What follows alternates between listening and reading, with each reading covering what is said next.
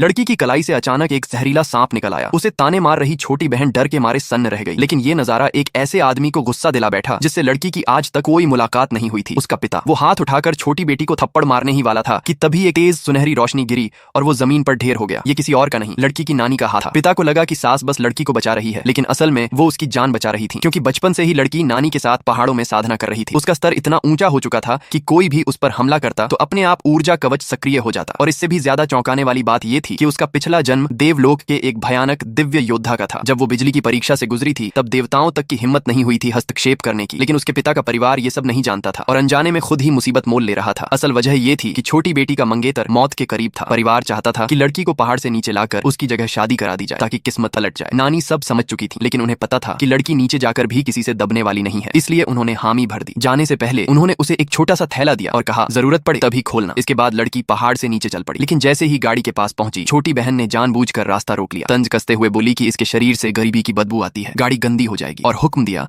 कि पैदल ही ससुराल जाए। उन्हें क्या पता था कि ये लड़की किसी भी हालात से निपटना जानती है। वो बस एक पल रुकी, दौड़ने की मुद्रा बनाई और पलक झपकते ही हवा की तरह आगे निकल गई। पहली बार पहाड़ से बाहर आई थी, हर चीज उसे हैरान कर रही थी। इसी बीच ध्यान भटका और तभी एक तेज रफ्तार SUV सीधी उसकी ओर बढ़ती चली आई। टक्कर बस होने ही वाली थी और अगले ही पल सब कुछ बदल